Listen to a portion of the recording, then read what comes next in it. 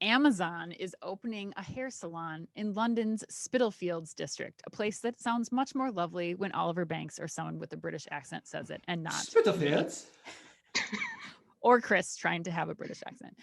Oh yeah. So Amazon has hinted that they're using the salon as an experiential venue where they will showcase new products and technology, including augmented reality hair consultations that will allow customers to see what a new hair color or style looks like on them. They will also be using augmented reality to do what they're calling point and learn technology. So customers can point to products on a display shelf and they can learn more through videos and other content that will appear on an adjacent screen. And finally, they will be putting QR codes on those product shelves so that you can scan with the Amazon app and order that product directly via Amazon. You guys, everybody's freaking out. I want to hear, Emma, what do you think about this? Let's start with you and then we'll go to Chris. Well, when I first initially read this headline, I was kind of like, why?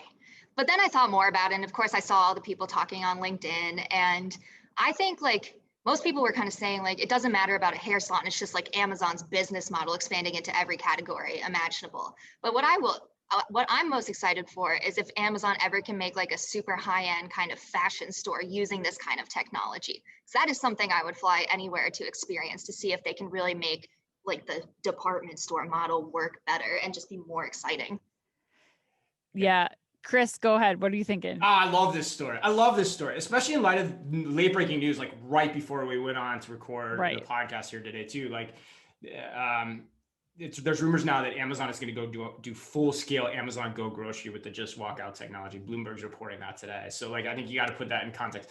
But I love this story. I don't think it has anything to do with hair care at all. I think it has to do with tech and foundational tech. Now, one point, the beauty industry, one that Amazon has not had has not had the ability to penetrate to this point. So there's a lot of money to be had there. So maybe that's a part of it.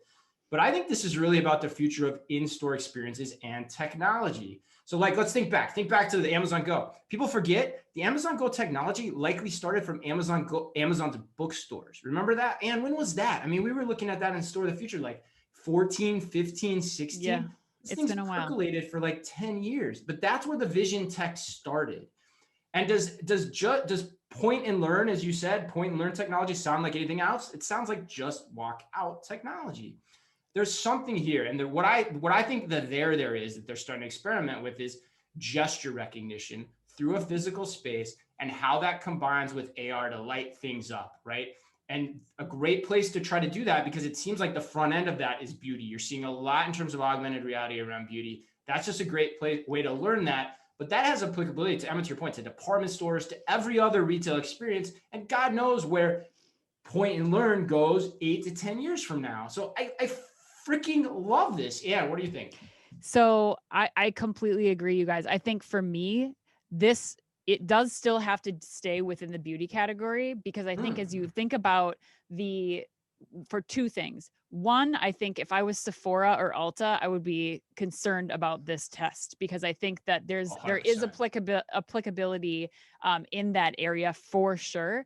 Especially as you think about who can license the Just Walk Out technology, or who's interested in licensing that technology. But second, I think that, and the announcement today, Chris, about the grocery store expansion is so critical to this test, because when you start to think about convenience stores right now, or grocery stores, they're at a 7,000 square foot footprint right now. And that's mostly produce. That's mostly grab and go food. But when you start thinking about making Amazon Fresh more of the one-stop shop, beauty is the next logical category. When you think about shampoo, you think about personal goods, essentials, things like that.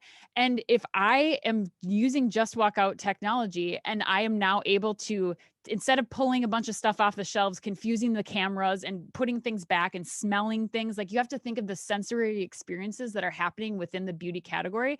If I'm able to use the point and move technology to see what that product is on a screen, I'm not taking things off the shelf. I'm simplifying that beauty experience that I think Amazon could be trying to solve for as they think about expanding their grocery concept to include a beauty aisle, to include an essentials aisle, and some of these other things. So that's the kind of tie-in that I'm thinking makes most kind of sense go here. up, maybe then they go into a one-stop shop kind of thing.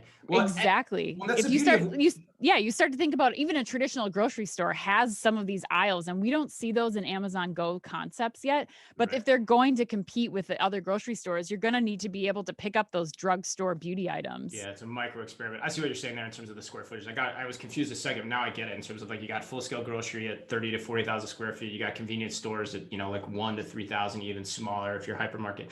The other thing too, though, Ann, I think last point I would make here, and then we'll go to story 3 is think about who runs beauty salons too across the country and across the world.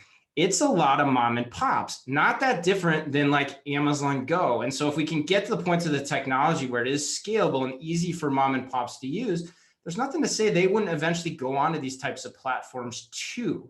And you don't agree? I don't know. Okay, I actually talked to a couple of salon owners about this yesterday because I was curious what their perspectives were.